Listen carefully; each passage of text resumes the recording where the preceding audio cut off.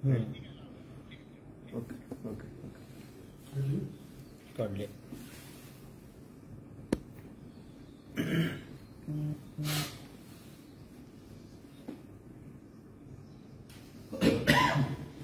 हाँ frame check करो. हाँ फ्रेम फ्रेम बोला. हाँ यस.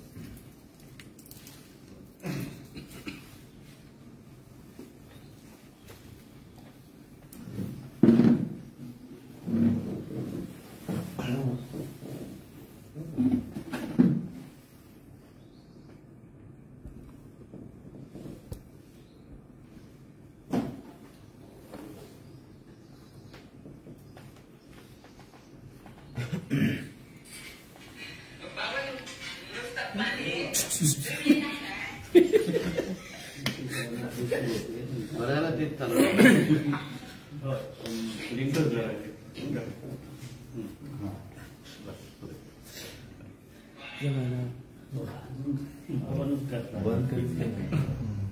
अशा टायमाला माझ्या ना ते बटन दाबलं जात नाही. आपण काय बोलू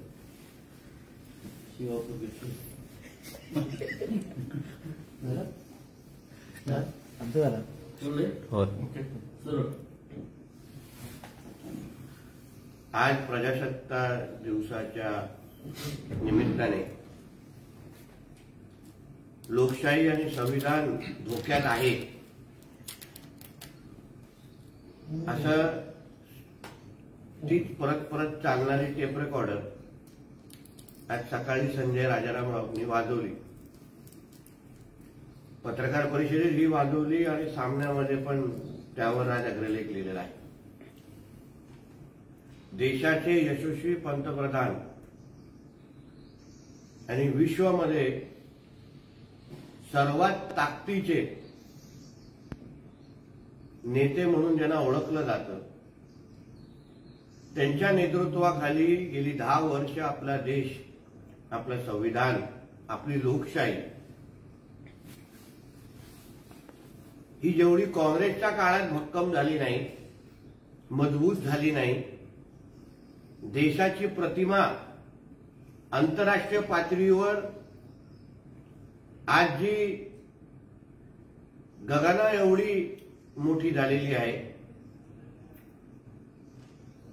आज पण अन्य देशाचे राष्ट्रपती, पंतप्रधान आपल्या देशाला फार सन्मानाने पाहतात. हे सगळ्या गोष्टी आदरणीय पंतप्रधान मोदी साहेबांमुळेच आहेत. आणि हे ज्याला हजम होत नाही, हे ज्याला पचत नाही, तेच संविधान आणि लोकशाही धोक्यात आहे असं बडबड करत बसतात, गरळ उकळ बसतात.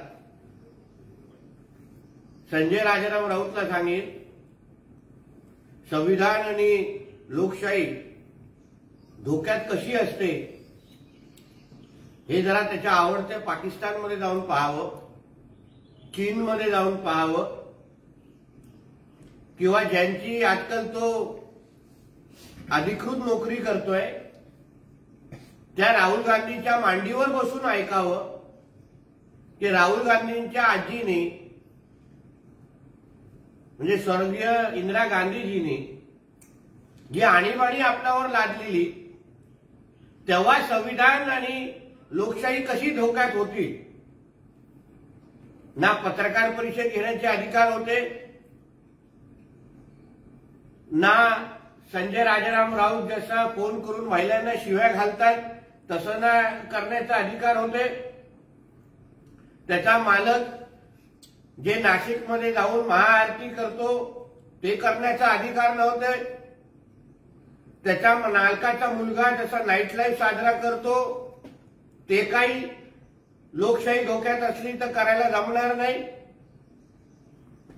या सगळ्या गोष्टी तुम्हाला अगर करायला मिळत आहेत म्हणजे या देशामध्ये लोकशाही जिवंत आहे आणि लोकशाही अजून मजबूत झाली आहे हे संजय राजाराम राऊतनी समजावं आणि मगच आपला थोबाड उघडावं. काल महाविकास आघाडीची जी बैठक झाली मी फार जबाबदारीने आज सांगतोय. मी तेव्हा पण आपल्याला आठवत असेल मी सांगितलं होतं की महाविकास आघाडीच्या ज्या काही संयुक्त सभा होत होत्या, काय बोलायचे त्याला, महाविकास आघाडीच्या सभेला, त्या सभा बंद झाल्या, हो झाल्या नाहीत पुढे. तसंच महाविकास आघाडी ही अधिकृत काल रात्री तुटलेली आहे. इंडी अलायन्स जसा पश्चिम बंगाल असेल, जसा पंजाब असेल, जसा बिहार असेल, तसा इंडी अलायन्स आणि महाविकास आघाडी ही महाराष्ट्रामध्ये अधिकृत तुटलेली आहे, पोपट मेलेला आहे. आणि हे लोक कोणीही हे सांगायला तयार नाही आहेत, कारण का उद्धव ठाकरेला काय 23 सीट मिळत नाहीयेत. प्रकाश आंबेडकरजींना 2 पेक्षा जास्त सीट देत नाहीयेत. मुंबईमध्ये संजय निरुपमजी आणि यांची जी हक्काची जागा आहे ती उबाटावाले घेऊन टाकतायत. आणि काल रात्री जो झालेला वाद, अक्षरशः कपडे फाडेपर्यंत झालेला वाद, हे बाहेर येऊन कितीही अगर यांनी आव आणला, पण येणाऱ्या दिवसामध्ये महाराष्ट्राच्या जनतेला कळेल की महाविकास आघाडी नावाचा पोपट मेलेला आहे आणि ही अधिकृत अलायन्स तुटलेली आहे. म्हणजे ज्या काँग्रेस पक्षाला तिथे पश्चिम बंगालमध्ये आजच मी सकाळी ऐकलं की ममता बॅनर्जींनी राहुल गांधीची न्याय यात्रा पश्चिम बंगालच्या एका भागामध्ये आम्ही यायलाच देणार नाही असं जाहीर करून टाकलेलं आहे. कालपासून नितीश कुमारजींचं काय चालू आहे हे आपण ऐकतोय.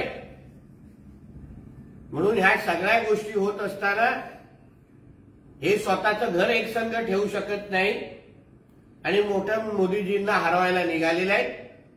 काल प्रकाश आंबेडकरजींनी नाना पटोले, संजय राऊत आणि अन्य एका नेत्याचं पत्र पाठवलेलं, ते केराच्या टोपलीत टाकून दिलं. म्हणजे आज संजय राजाराम राऊत, नाना पटोले किती चिल्लर नेते आहेत, त्याला किती लायकी आहे त्यांची, हे प्रकाश आंबेडकरजींनी मोठं दाखवून दिलं.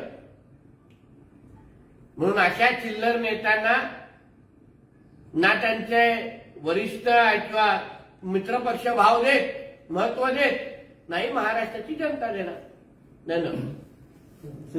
संजय राऊत यांनी एक मोठं विधान केलंय की गेल्या 10 वर्षात या देशात संविधान राहिलेलं नाही, सत्ताधाऱ्यांचा गुलाम म्हणून न्यायालय आणि निवडणूक आयोग काम करत आहे. या 10 वर्षामध्ये 6 वर्ष उद्धव ठाकरे हे मोदीजींबरोबर होते, युतीमध्ये होते. 2014 ते 2000 मला वाटतं 18 पर्यंत, 19 पर्यंत, या सगळ्या वर्षामध्ये उद्धव ठाकरे हे मांडीला मांडी लावून आमच्या भारतीय जनता पक्षाबरोबर होते. मग तेव्हा संविधान धोक्यात नव्हतं का? तेव्हा तुम्हाला महापालिका म्हणजे हे ज्युडिशरी आणि न्यायपालिका गुलाम वाटला नाही का?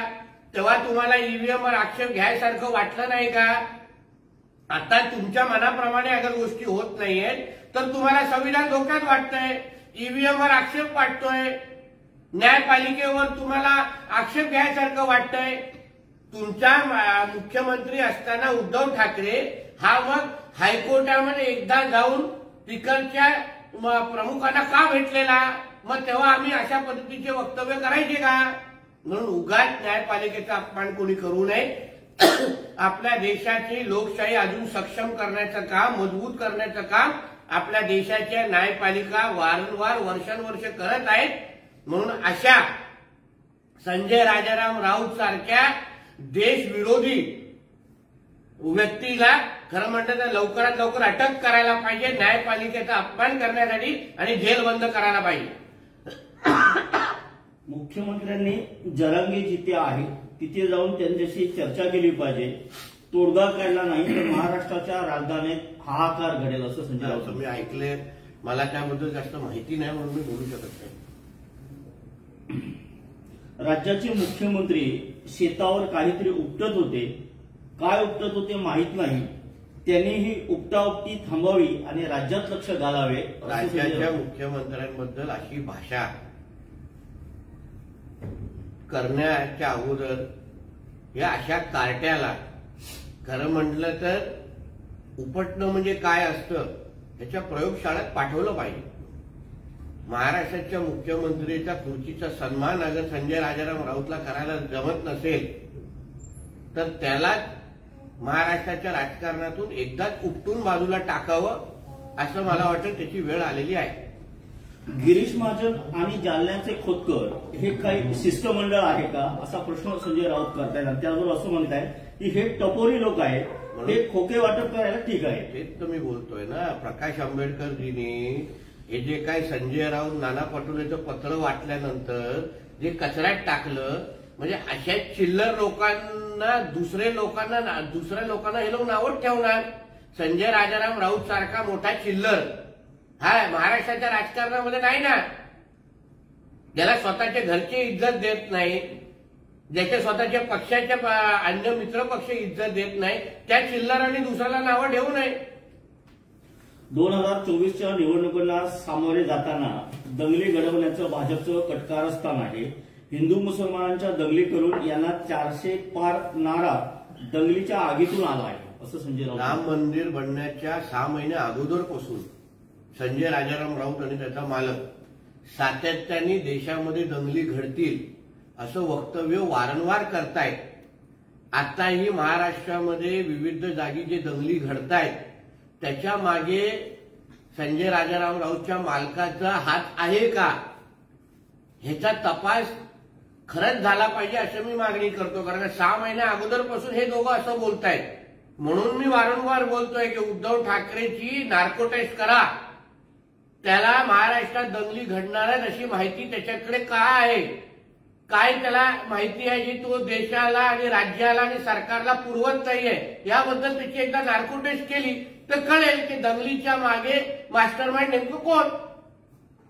सर, जरांगे यांनी मागणी केली होती की मुख्यमंत्री आणि दोन्ही उपमुख्यमंत्र्यांची चर्चा लावावी, मात्र अजूनही शिष्टमंडळातर्फे चर्चा सुरू आहे. मी अजून ऐकलेलं नाही त्यांची मागणी नव्हती म्हणून काय बोलू शकत नाही. जरांगे मुंबईच्या वेशीवर आहेत, आज तरी तोडगा निघेल का? मला वाटतं राज्याचे मुख्यमंत्री त्याच्यावर लक्ष घालतायत.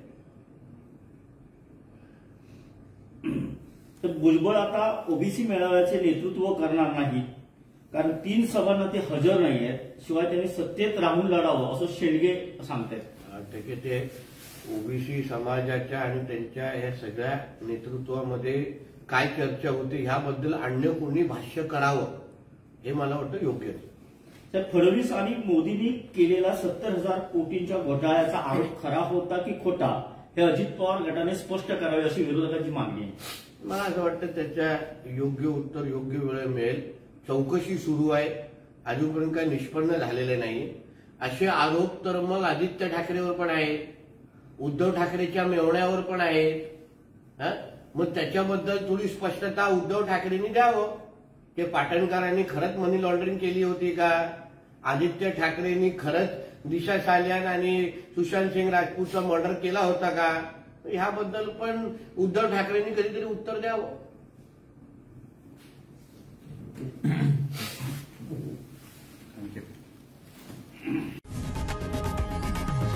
लोकशाही मराठी ऐका, पहा, जागरूक रहा.